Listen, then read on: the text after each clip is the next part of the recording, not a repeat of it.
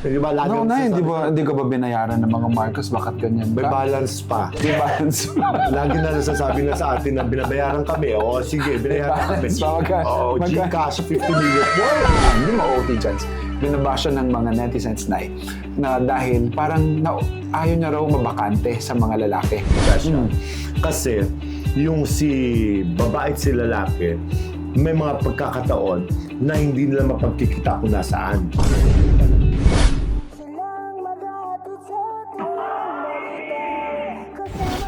This is it, politics.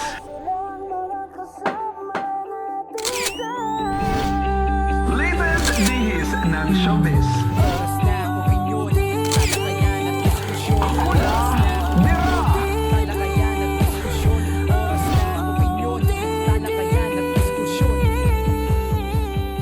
Wow! Yes! We're live! Si Sarah. Darla! Tapos yung ating episode natin last time na. Kaya alam ko, excited na kayo lahat. Kaya tara na, pasok na kayo sa dati yung tambayan na ngayon ay ginagawa ninyong isa sa inyong mga minamahal na tahanan. Ito po ang OOTD. Oras ng opinion. Talakayan at diskusyon. With my nanay na nakaputi kami na may konting blue. Dahil ang puso niya ay marilag. Ang ating political and showbiz official dome ng OOTD. Nanay Jobert Socaldito. Naku, maraming salamat anak ko. Direct Chops Manansalang, hindi lang basta marilag, dalisay. Dalisay! Dalisay! Susera. Yes, of course, lahat kayo dalisay. Sa aming paningin, sa panlabas at panloob niyong anyo, lahat kayo mahal namin, dalisay, pristine, malinis, basta kayo Eh, mga sa patuloy na pagmamahal nila at patuloy na napagyakap nila sa atin, patuloy tayong lumalakas at palagi tayong excited sa bawat episodes natin dahil sa Yeah. inyong mga OOT dance. Ay, naku, totoo yan. My gosh. Hindi nga ako nakatulog kagabi. Kasi gusto ko lang silang bigyan ng wow, Susera, di ba? Hi, basta, we love you. Kaya naman, tutok na tayo sa una nating segment ang This is It, Politics. Eto na, Dang. Ako, Dang, madang. Eto na, di ba, malungkot, of course, no, para sa pamilya ng mga taga-Rustans, ng mga Tantoko, dahil pumanaw, di ba, namayapa ang kanilang kamag-anak na si Paulo Tantoco when he was in the States, no?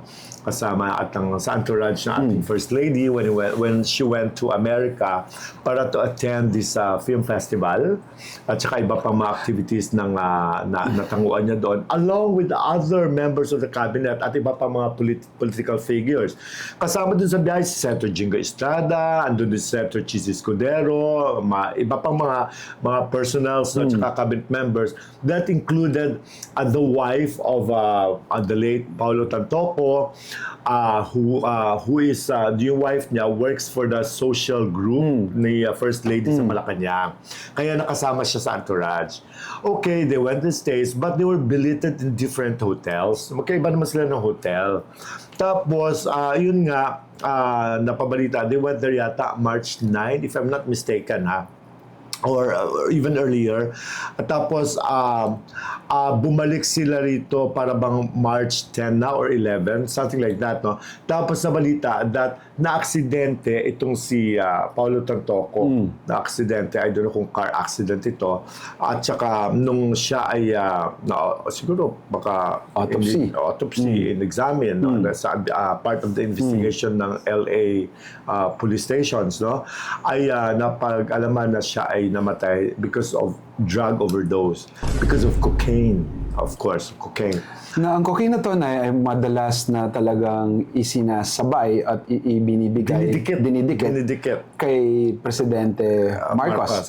Naalala ko, I don't know, it was years back, no, nung tungkol sa pulveron, sinasabi na, inaano pa siya, bangag. yeah, butod, ngiwi, yung mga sinasabi na rocket marika.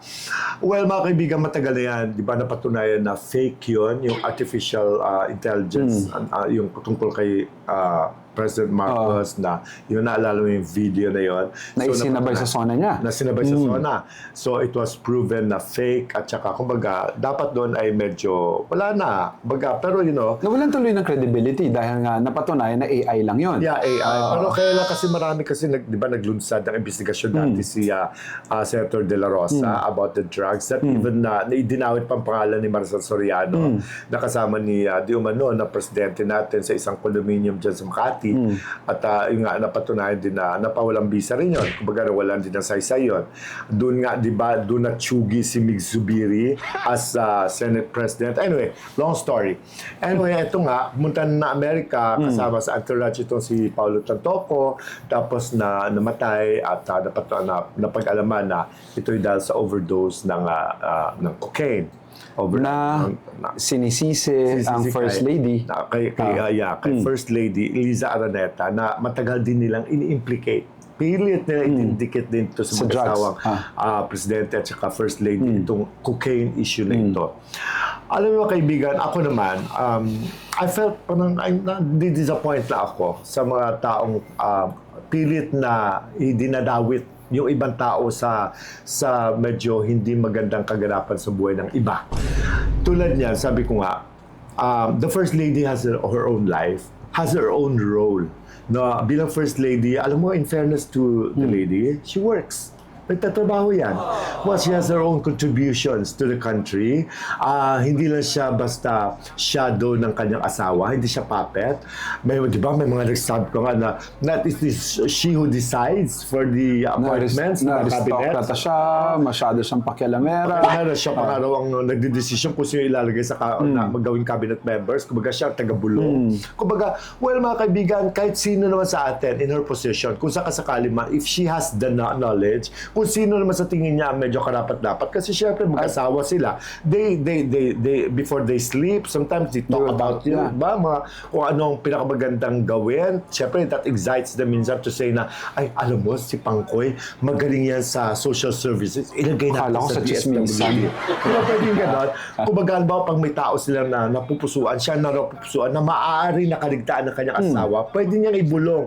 At isipin din syempre ni Presidente Marcos, halimbawa lang for the lang to na pag-uusapan na ay oo nga no baka magkaroon siya ng ma-relieve, kumbaga ma-refresh siya sa taong ito na oo nga no ang ganda ng background niya, why not consider him? Minsan alam mo yung ganon, even with friends nangyayari, but it doesn't mean na siya ay pinipilit niya that she demands. Pwede yun o kung i-demand man niya the fact na pinagbigyan ng asawa niya, ibig sabihin may bearing yon. Anyway, sa pangyayari kay Mr. the late Paulo Tantoco, may he rest in peace, no? Mga kaibigan, ay pinipilit gusto nilang i-diin si First Lady Liza Araneta on this issue, Araneta Marcos on this issue. Ang tanong ko lang dito, ilang taon na ba si Paulo Tantoco? Hindi naman 16-year-old boy yan. Na para sabihin mo na ang guardian niya si Liza Araneta Marcos when they went to the States. 42 plus na yata itong mamang ito. Kumbaga, may sarili siyang desisyon, may sariling buhay yan. My God, he's an executive of Rustans. He's no ordinary man. Kumbaga, malay mo, sasabi na overdose sa drugs. Halimbawa lang, for the sake of argument, which yun na lumalabas talaga sa balita, that namatay siya sa overdose ng drugs. Ano nung pakialam ni Liza Araneta doon? Kahit ipagpalagay pa natin, another for the sake of argument, ipagpalagay pa natin na pagbigyan na natin na si Liza Araneta nagko-cocaine. Alam ba, yun lang, for the sake of argument. And something happened to Paulo. Bakit? Pinatay ba niya si Paulo? Paulo made his own decision. Pinilit pa niya. Pa niya. Kahit pilitin pa niya, anak May sarili pag-iisip yun. O ako, bakit ako papayag kung hindi ko gusto? Diba? May sarili rin naman akong buhay. Pero hindi tayo sigurado doon, Nay. Yung gano'n. Oo. Pero yun ang naano ko dito is that, why blame other people sa mga fate ng iba? Sa fate ng ibang tao? Ano mo ito yung politics na to, talagang they will really grab the opportunity na kung talagang masira ay sisirain. Sisirain nila. Yung pangalan, yung reputasyon, yung dignidad ng pamilya, ng tao, ng sino, para lang mapagbigyan ng kanilang mga wins. Yung para masabi lang na, ay oo nga, nagto 2 plus 2 together sila. Mali yun. Mali yun. Kasi it was his decision, it was Paulo's decision. Kung meron man sisihin dito, is not anyone else. It's a person. It's this the person himself. Kasi pumayag siya, gumamit siya, or kung ano man, kung totoo man gumamit siya, yun ang findings nila, di ba? Huwag niyo isisi kay Liza Araneta or anyone else for that Saka na matter. yung kung Kasi mismong pamilya nga, na hindi naman nila nanahimik. pinupush. Hindi naman pinupush. Kasi alam naman nila that wala naman mabuti sana kung binaril ni Lisa yon. Tsaka kung sana ang pamilya na ang namimilit na, hoy, very first lady, ikaw may kasalanan nito. Kaya nga Oo. paano mo isisi sa First Lady? Bakit? Did she commit any crime there? Kumbaga, sinaksak ba niya si Paulo? Literally, we're talking literally, binaril ba niya to death? Wala naman eh. Kumbaga, kung sasabi na siguro ininganyo niya, siya nag-provide, do you think you go out of her way to provide drugs for these people? Di sana nag-drugs din si Jinggoy? Nag-drugs din si Chills? At yung mga kasama nila? Bakit siya sinisisi ninyo? Kumbaga, di ba? Anong kanyang pananagutan doon? Sa dami ng mga bagay ngayon na kino-questions ang bawat isa, talagang gagamit at gagamitin yung pagkakataon para masira ang isa sa isa. The propaganda is so bad. The propaganda is so bad. It's not fair. It's not fair. Not just to Liza, but to the Marcoses. Kumbaga, hindi ako maka-Marcos, ha? Di ba? Lagi No, ang na, sasabi- hindi ka ba binayaran ng mga Marcos? Bakit ganyan May ka? balance pa. May balance. Lagi na nasasabi na sa atin na binabayaran kami. O sige, binayaran kami. balance pa, Oo, Gcash 50 million. Wow! Gcash 50 million kasi gusto sumabog yung Gcash ko. Alam niyo mga kaibigan, sasabi natin, huwag niyo isisi sa ibang tao kung ano man kinahinatnan ng Totoo isang naman. buhay na isang Totoo tao. naman. It's not fair. Kumbaga, Para lang maidikit yung cocaine sa mga taong Oo. gusto nilang masira. They will use the opportunity. Oo, para lang idikit, para sirain lang. Alam mo, kawawa rin si Lisa, no? In fairness, alam mo, hindi rin ganun kadali maging first lady, ha? Kaya ayoko maging first lady. Sa totoo. Wow. Di ba? Ay, ayoko talagang maging first something, First something sa politics. Kasi, damn if you do, damn if you don't. Tulad niya, she's a very brilliant lawyer. She is very, alam mo ba na even before, nung governor pala si Bongbong Marcos, alam ba nagtuturo yan ng law? At saka yung sweldo niya, ay binibigay niya doon sa mga estudyante na walang underprivileged para lang matulungan sila, minimentor pa niya. Until na nag-mentor pa siya sa mga law associates niya, mga law students, para lang hindi ayaw niya may masahing yung oras niya Kumbaga, that's how busy she is. Baka akala niyo na nakahilata lang yan. So, hindi rin. Busy rin yan. May sariling grupo yan. Saka May na, ang tahimik nila, no?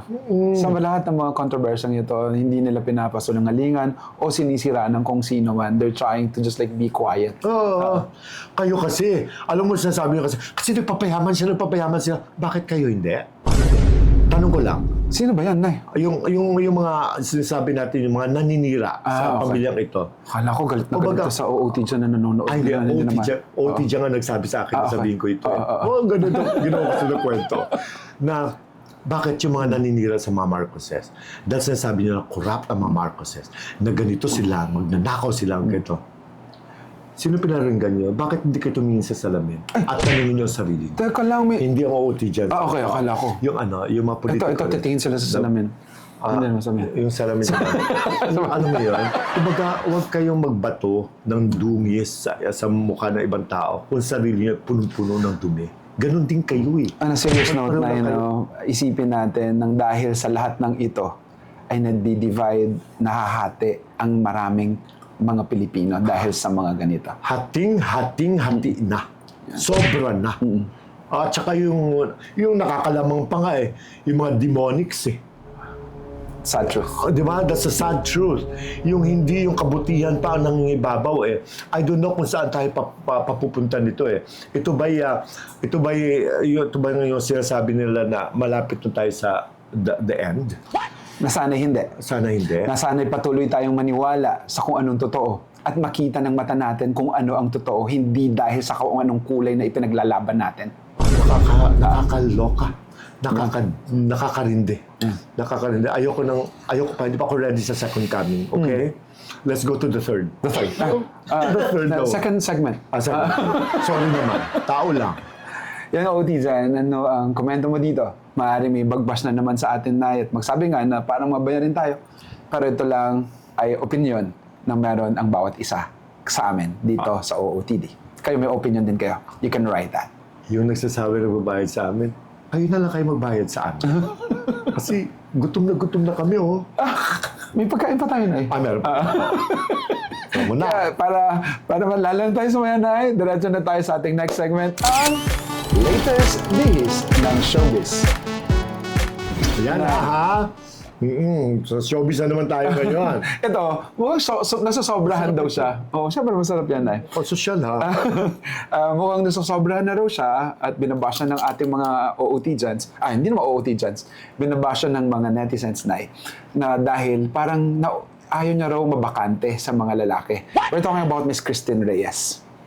Oh, what about her? No, nagka-boyfriend siya si Marco, gumabaw na ilang taon. And then nag-break sila. We talked about this na nung we heard about from our sources na nagkahiwalay na sila. This is even before the elections. No? Tapos medyo nagka-okay sila before the election came, para Yes. mapag-usapan after the elections, parang totally Alam na nawala na talaga.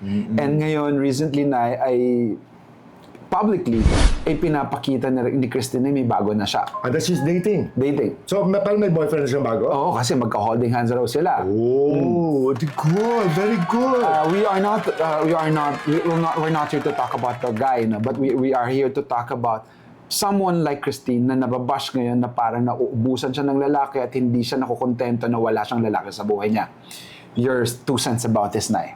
Anong problema nila? Kung halimbawa man, she moved on easily and found a new love. May kanya-kanya tayong personality. Kanya-kanyang pagkatao. May mga taong mabilis makamove on. May mga taong matagal. May mga taong madali ma-in love. May mga taong very open, liberated. At may So, mga what's the taong problem? kailangan palagi ng kasama. Yeah. Oo. Ganun si Christine. That doesn't make her less of a human being. At It's hindi normal. pwedeng i-question yung Yeah. pagkatao niya ng dahil lang mabilis siyang magkaroon ng minamahal. Ako, I'd like that. Mas gusto ko na yan kaysa sa double time. Iba yung habang ikaw ay may boyfriend, nag-overlap ka. That's a different story. Naalala ko si Christine Reyes na I worked with her, artista ko doon with Viva. Nakita ko kung paano sa kaganda, kung paano yung totoo itsura niya at kung gaano kaganda ang puso niya, Nay. Kaya parang sabi ko, madali lang naman talagang ma-inlove ang taong kagaya niya dahil maganda talaga siya. Maganda siya. Oo. Madali siya talaga maligawan. At saka siyempre, para sa babae, di ba, mararamdaman naman niya kung itong tao ito ay para bang okay sa kanya, i-entertainin niya, mas na sasagutin niya, may feelings din siya, na hindi tulad ng iba inabot ng years, no? Para sa kanya kasi, it's not about how long you know this person for you to be able to accept him, to love him. May ganun tao mabilis siya. Sa kanya merong level of love na maaaring matagal mong makalimutan yung taong minahal mo at naghiwalay kayo. Meron naman taong mahal mo ngayon, maaaring bukas hindi mo na siya mahal. Di ba napabalita nga kasi dati na itong si Marco Gumabaw, di ba? Parang was so dependent on her. May nagkwento, ito narinig lang naman natin, no? Hindi natin confirm na totoo nga ganyan. Na parang bang siya pang gumagastos kay Marco Gumabaw. Maybe that has helped her realize that he's not worth it. He's not worth her love.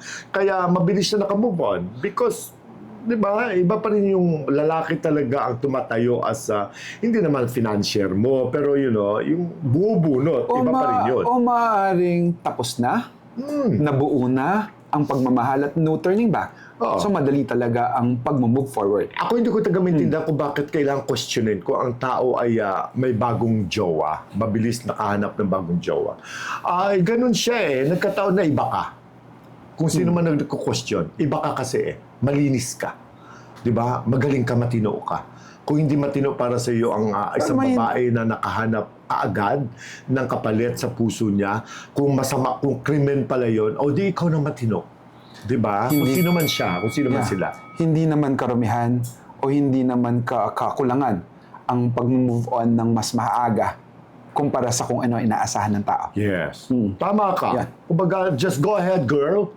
Go, girl. Go, Christine. Di ba? Go, Christine. Oo, sana ganyan din ako.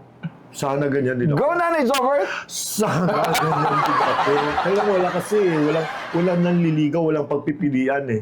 Ang aking kwan ay Parang depende, hindi naman. depende sa budget ko eh. Depende sa budget ko. Magkano ang budget mo na yan? Ay, 2525 lang. Tonto si Bangkay. Itong susunod na pag-usapan natin ay, eto tapos na talaga.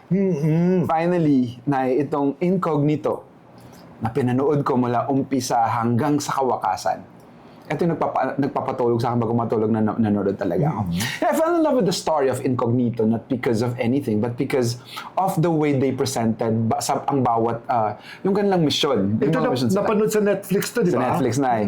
At nakita ko yung minsan, ang galing-galing ni Richard Gutierrez. Ay, magugulat ka. Totoo. He became, he is really an actor. Noong nasa GMA7 siya, na teeny bopper pa siya, parang ham actor pa matatawag na. Sabi nila. Noong lumipat siya sa ABS-CBN, nung umpisa, medyo na mas mararamdaman mong natututo pa siya. Dito sa Incognito na masasabi mong nakarating na siya. Nakarating na siya. At sana nako, I would like to see him in more projects, na mga more acting projects na magagaling. Ang galing niya din. Even si Daniel Padilla is good here. Nay. Grabing bata. Na yung eksena ni Daniel Padilla na umiiyak siya nung nalamang namatay na ang kapatid niya.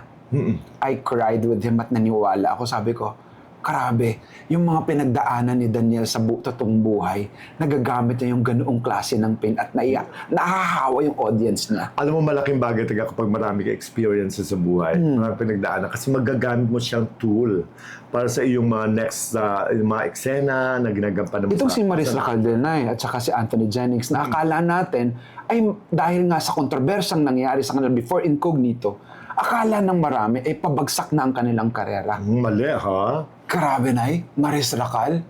Anthony, yung may kausap siya, yung kausap, may eksena kasi, Nay, na parang tinatakot siya na pag hindi mo ginawa to, papatayin namin yung tito mo, si Bembel Rocco. Over the phone, Nay. Tapos kailangan mag-pretend siya, tapos lumuluha lang siya. Sabi ko, ang galing! Itong si Maris Racal naman, Nay, yung babae siya, ha? Ang liit-liit ng babae, pero ang bibigat ng mga baril na nararamdaman mo, pero parang ang galing-galing niya. Si Baron Geisler kasama dito, di ba? Na si Baron Geisler, Nay, sinabi niya finally for the very first time, hindi siya uminom sa buong pagkakataon na they were Incognito. Kasi hindi mo pwede siyang questionin si Baron Geisler. As far as acting is concerned, napakahusay talaga niyan. Mabuti kapatid, buti anak, hindi ka naglasing. Kasi kung nalasing, matagal ka na nasipa ulit dyan. Ay, di ba? Ang dami ng kwento eh. Ang dami niya dating kwento. Pero for him to say that, finally in-embrace niya yung pagiging professional at naramdaman niya kung gaano kasarap yun. So ngayon maraming makakamiss na Incognito. Na yung Pero pwede lang balikan yung sa anak ni Netflix, Janice no? at saka ni... Sino nga ba ni yun? Jan Estrada, si Kyla Estrada. Dahil Estrada, oo. Ibang klase itong babaeng to, Nay. Talagang yung mga genes ng pagiging artist ng kanyang mga magulang nakuha niya. Nakuha niya. At hindi matatawaran si Ian Veneracion. Isa sa mga major Si Contractor. actors dyan. Contractor. Oo. Contractor. Nako, ang galing-galing mo. I worked with him sa isang play, Nay. Noon pa, matagal na ito sa stage play. Parang about Noli Me Tangeres, Ibarra, and ako yung villain niya. Anong tawag dito? He was not really so good during that time. Pero dito, Ian Veneracion, grabe. Everybody in Incognito is so good, no? Everyone here has been so good. Kumbaga, ang galing ng director, ang ganda ng Ang script. galing ng script. Nay, pero nung umpisa, talagang natatawa ako. Harapan, nagbabarilan sila, tapos hindi sila natatamaan. Natatawa ako noon, no? Pero iniangat pa nila ng iniangat na ang pinaka-last nila, Nay, yung feeling ko sa Marawi yun eh. Yung barilan na kung saan sila, yung end ng, yung marami nilang, yung pag-i-end nito. Nakita ko yung itsura ng Marawi kung gaano ka devastated. Tapos ang ganda nung yung location shoot nila, Nay. Naramdaman mo talaga na parang may gera. Oo nga. Sabi ko, ang galing naman ng idea na yun. Hindi, mahusay. Maganda ang think tank ng grupo. Totoo, Incognito, Team Incognito, congratulations. Congratulations. Sana mas marami pang mga ganito, mga talagang maipagmamalaki mo bilang Pinoy na merong teleserye, hindi kagaya ng iba na ang tagal-tagal parang tinatakaw na lang yung mga tao. Parang mga Batang Quiapo, Yeah, Provinciano. maganda sana, no? Pero Maganda ito sana, Incognito, para iba. paabutin mo ng mga 10 taon, ulit-ulit na yung mga eksena. Ito 128 episodes lang siya, pero sa ending talaga, umiyak talaga ako nung isa sa kanila ay nawala. Hindi na ako magbibigay ng ano, baka yung iba hindi pa napapanood. Pero na iniyak ko. Ibang klase yung karanasan incognito. Kaya silipin nyo sa Netflix. Oo. Silipin nyo. Richard Gutierrez, iba ka. Richard, ang galing mo, nak. Daniel, I love you, nak. I love you. Okay? Congratulations. At saka syempre malulungkot ibang mga. Pero huwag kayong mag-alala. Marami pang Mas marami pa. mga serye na mapapanood tayo ng mga ganda. We are excited. Yes. Okay, tuloy na ha. Ito na Okay. yun. Finally, di ba, a few days ago, nakita natin sa Vice Comedy Club, no? Sa Vice Comedy Club, unang-una nung pumunta tayo doon, di ba, alam natin na mainit pang issue about Vice Ganda at saka MC Mua at saka kay Lassie. Di ba, nalaman natin mula sa isang staff doon that si earlier ay pumunta doon sa MC Mua, pero saglit lang siya, pumunta siya doon, di ba? Ang pagkakaalam natin, di ba, ay talagang war na taga sila ni Vice Ganda kasi hindi na siya napapanood sa Showtime at kahit partner siya sa Vice Comedy Bar ay hindi siya napapakita doon. In fact daw, no anniversary, wala siya. Sila ni Lassie. Ngayon, nalaman natin na pumunta doon sa MC Mua pero hanggang doon lang pagkakaalam natin. So meaning, nagkaka-idea tayo that medyo nag-o-okay na sila siguro ni Vice pero hindi tayo sure. Baka may kinuha lang siya ng mga papeles, hindi natin alam. Pero recently, ay nag-post sila via live habang nagpa-perform sila sa stage. Anniversary to. Ito lang. Anniversary na eh. Last day na anniversary. Last day na anniversary. Nakita natin from the audience, dito sa may dulo, sa may likod ng inupuan natin area, yes. ay tumayo si Vice at tumayo si MC. Magkasabay sa umakyat sa stage. Diba? Tapos nagpa-perform sila para bang gusto nila ipakita sa mga tao that they are okay now. Kumbaga na parang wala nang problema, everything is settled. May narinig lang ako, no? Pwede naman nilang, parang, but it worked for them, no? Parang gimmick lang. Gimmick lang yung ginawa. They used the idea na maraming mga netizens na nag-react about what Meme Vice did to MC Mua, which tayo, hindi naman natin kinampihan si Meme Vice noon, pero sa tingin natin, nasa tama naman siya, na hindi naman dapat wasakin yung pagkatao ni Meme Vice just because he maligned or pinahiya, na-humiliate si MC Mua during their tape. Nagte-tape sila, Sa tinape video nila na ng yan, sa video. So maraming mga nakanood, tas bigla na pinag-usapan. Bigla hindi na nakita sa Showtime ng dalawa, nagtataka, ba't pati si Lassie? Wala namang ginawa si Lassie. Hindi kasi si Lassie kasi dikit siyang kay MC Oo Mua. nga, pero may nagsasabi na maaaring mali yung sana mali, although kung tama o mali yung ating source na parang parang gimmick lang. Ako naman, I look at it differently. Kasi may pinanggagalingan naman yung video nila that was taken during their outing, no? Sa Coron, Palawan. Kumbaga, mabuti naman may ganon para for me to think otherwise. Na parang... May pinanggalingan. Na may pinanggalingan. Kaya I don't think it's gimmick kasi Vice doesn't need it eh. Totoo. Vice doesn't Totoo. need it eh. Mas kailangan ito ni MC. Pero, kumbaga, it was incidental na may ganong eksena para for him to para mag ano muna siya, hibernate ng konti. Pahinga. Napahinga siya. So, eto, feeling ko para bang they've settled at that was the right decision for MC. For me, it was the right decision because Vice doesn't need you. Mas kailangan nyo si Vice para masustain ninyo ang popularity ninyo, masustain nyo yung mga jobs na, future jobs na matatanggap ninyo with or without Vice. Basta ang importante, nandyan pa rin kayo sa shadow ni Vice.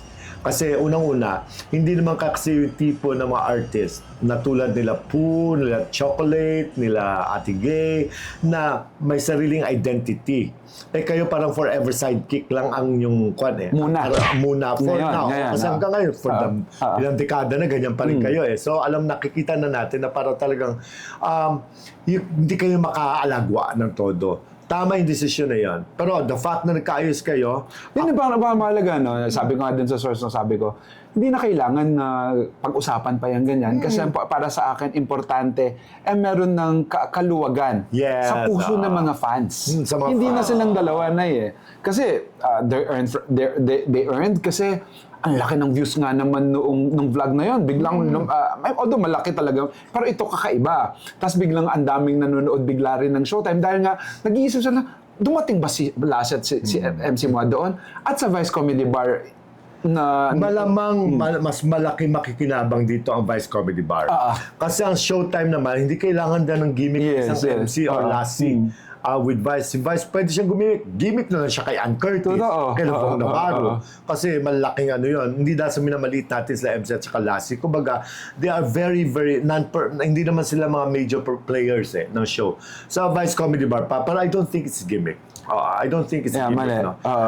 Kasi may pinanggalingan Pero mapasalamat kayo, pasalamat kayo kahit nasabihin niyo man na hindi mo na pwede ituro na si Vice na may kasalanan. Kasalanan mo rin talaga MC kasi masyado ka rin Pero may natutunan si MC, I'm sure. may natutunan ka rin. So siguro, baka nag-settle sila ng maayos at natanggap ni Vice. Mabuti pinatawad ka ni Vice. Kasi kung iba yon, it will take more time. Buti niyakap din, no? Oo, buti. At saka dito mo makikita na kung anong merong puso ng bawat isa. Na, na someone knows how to say sorry and someone knows how to forgive. Yes. Either way. And to end it all, we are happy. Yeah. Kami we are sincerely happy na nagkaayos kayo. Mabuti yun. Everybody happy. Di ba? Napapunta nga tayo sa Vice Comedy Bar. Nag-enjoy po kami, by the way. In fairness. In fairness. Na ang lamig-lamig, ang ganda ng area, hindi masikip. Basta komportable at ang sarap ng pagkain. Sarap yung pagkain. Okay. Congratulations. Yun. Congratulations sa lahat ng mga fans ni MC Mua at ni Meme Vice. Naging okay na sila. Okay na rin tayo. Love, love, love. Yan. Tama yan. Pero kapag pagod kayo, MC at saka Vice, isama ko kayo sa Deluxe Spa. Magpamasahe kayo doon para gumanda yung mga takbo ng utak ninyo at mga puso ninyo. Yung mga nerves ninyo ay mamasahe. Ang galing-galing sa Deluxe Spa. Diyan sa may Scout Fernandez Corner, Tomas Morato, sa gilid ng Chili's na wala street food. Okay. Hotel experience, hanapin si Vince Pero Flores. Kaya, naku, pasyal na tayo. Nakikita na ang lahat ng ang ibang mga OTs doon. Kaya magkwentuhan din tayo doon sa Deluxe Spa. No? Yes, Yun. Naku, eto before na. bago yan, sa mga subscribers natin dyan, I mean, sa mga nanonood natin, sa mga subscribers natin, maraming salamat sa patuloy na panonood at pag-share ng ating lahat ng mga episodes natin. Sa mga hindi pa nakakapag-subscribe, Pindutin nyo na yung subscribe button. Diyos ko, walang bayad dyan. My gosh, ano ba kayo? lalambing kami dahil we are eyeing for the 100,000 na anong tawag doon na parang organic ang lahat ng mga lahat ng mga subscriptions natin, kaya we are asking for your help dahil kayo rin naman ang dahilan kung bakit kami lumalakas. Ay, pakikiusapan ko pala yung mga fans ni Carlo at Nanette Nazareno, Chino Hills, California. Maraming fans si Carlo. Sabihan mo yung mga fans mo, subscribe sa amin. Akala ko si Carlo Aquino. Ay, mas gwapo si Carlo Nazareno. Oh. Kasi kay Carlo Aquino. Kasi may height si Carlo Nazareno. Si Carlo Aquino, DNG. Did not grow. Yes, At saka sila Nixon at Adela Teng at saka si Joey Teng. O isama mo nga kami, Joey, sa mga shows dyan sa Cultural Center of the Philippines. Gusto na pumunta ni Chaps. Oo nga. Mahilig yan Oo. kasi sa mga cultural shows. Let's go, let's go. Yeah. Diretso na tayo sa ating next segment. Ang inyong inaabangan, ang... Ulam! Bira! Bira nyo yan! O bira lang. Eto na. May kwento. May kwento. Ano nga yan? Yung, naalala ko yung leading lady ng isang sikat na aktor sa isang serye. Yung before ito. Oo. For ito, kasama niya doon dati sa seryeng yun. Di ba napabalitang na meron silang ugnayan? Kasi leading lady niya. Leading lady niya. Pero hindi na mahalata mo naman kasi yung leading lady na basta leading lady lang. Hindi yung meron something special. May something special. Kasi ang ginagawa daw, para nabubuko, para mabuko mo na may something special. Kasi yung si babae at si lalaki, may mga pagkakataon na hindi nila mapagkikita kung nasaan. Yung pala nasa loob lang ng sasakyan ng lalaki. Hindi ganun si lalaki. Maingat yun. Maingat yun kasi meron siyang isang partner that time. Hanggang ngayon. Hanggang ngayon. Pero that time na inililihim niya yun. Sobra, di ba? Kasi balita may anak na sila noon that time. Dagdagan na nga, di ba? Ngayon, si babae, diba, ang ganda-ganda ng role niya doon sa kanilang serye. Magaling. Magaling, oo. Taga-pinag-usapan, taga-napansin. Diyos ko, Kaya lang ang problema, nagulat na kasi sabi nila, prioritize daw ng babaeng yon ang kanyang mga movies na gagawin sa labas because nawala na raw siya ng time. At pero ang totoo daw niyan talaga ay pinatay ang role niya. Pinatay ang role niya. Pinatay ang role niya dahil sa marami serye. siyang project na lalabas. Hindi lang dahil Hindi doon. yun ang sinabi nila, Oo, Nay. ang sinabi nila Oo. dahil marami siyang project sa Oo. labas. Pero ang totoo daw noon ay nakarating. Nakarating? Sa partner na Oh. aktor na meron something sa kanya ng kanyang jowa. Oh. Kaya ang ginawa niya, gumawa siya ng paraan para ipapatay ang karakter. Writer siya? Inutos niya. Inutos niya. Diyos ko, Powerful. kasi super powerful Oh. kasi. Pero hindi ito si powerful na isa, ha? Hindi. Siya lang. Siya lang. Oo. Talagang at nag-ready na siya sa sarili niya Oh. na kumbaga she'll come out in the open. Talaga kapag hindi niya sinunod ang gusto niya, kailang patayin ang karakter Oh. nun. Kailang matanggal siya sa show. Oh. At nag-succeed. O baka yun na rin ang decision ng management para hindi na lang, dahil lumalabas na nga. Ang management ay hindi naman nangingialam doon kasi nila kaya ang utak ni aktor. Kumbaga, kapag may pagka-stubborn yun eh. Oh. Kapag magtampo yun, baka iwanan sila. Kailang gold mine nila yun. Okay. Oo, kaya sabi Pero niya, at least na yun, no? siya ang pinagbigyan. Nawala issue. Pero, hanggang naging ngayon- open na sila. Naging open na sila. At hanggang Kaya ngayon sila na. Oo, sila na. Sometimes yung pagdadaanan talaga ang isang relasyon bago mo ma-realize kung gaano kahalaga at kaimportante ang relasyon na meron ka ngayon. Ang tanong ngayon, may communication pa kaya si actor at ang girl na yun? May boyfriend na yung girl na yun. Mabuti naman. Tsaka may sarili niya ng buhay siya. Oo. Baka na-inlove din dahil nga palagi sila magkasama. Oo. Tsaka hindi mo naman Hindi maalis. Maalis. oo. Normal yun. Kasi, di ba, when the cat is away, the mouse plays. They're not playing, they're acting. Si ano? Joke lang, joke lang. Actor tsaka yung Yeah, partner it's a ko. joke. When the mouse is away, the cat plays. Yan. So may clue daw, Chloe natin na yung babae meron mang letter A sa pangalan at Diyos apelyido. ko, foreign sounding ang kanyang apelyido. Oh. Ang kanyang si lalaki naman, Diyos ko naman, my God. Ayun, Ano? Fresh ba yung girl? Fresh? Fresh juice. Buko juice, oh.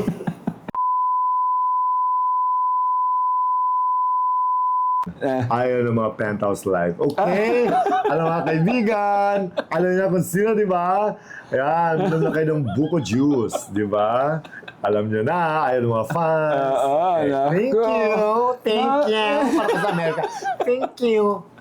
Sana nag-enjoy kayo sa ating munting palabas na kung saan lahat kayo nagiging kasama dahil nag-opinion kayo, nagko-komento kayo at nakikisama kayo dahil ang tatalino nyo ng mga OOTians. At maraming salamat. Salamat. Sobrang katalinuhan lang sa mga lalahatin ko na ang audience sa lahat ng mga vlog sa buong Pilipinas. Ang OOTians ang number 1. Wow! Diba? Kayo yan mga OOTians at maraming salamat sa ating mga Team Replay, sa Team OFW, Team Abroad, Team mga Tanggol. Team Tanggol, Team Pakulay at mga Team Live na palagi nanonood ng ating live na gustong makasama at mabasa ang kanilang mga komento. Maraming salamat. Ito po ang OOTD. Oras ng opinion Talakayan at diskusyon. with my nanay. Na ilang taon na tayo magkasama at patuloy pa rin kitang minamahal dahil ang dami-dami mga bagay na natututunan ko sa iyo at hindi ka madamot. Ang ating minamahal Nanay Jobert Socaldito. Maraming salamat, mahal ko anak, Direct Chops Manasala. Same here. Of course, I love you so much more than you you'll ever know. Yes, maraming salamat. Mahal ko rin po kayong lahat. Okay? Take care. God bless you. I love you. Kanang-ganang Kapampangan na patuloy manalbeka kami. Marakala salamat lalong-lalo na rin taga Minalin, Pampanga. God bless everyone. To God be the glory. Mwah!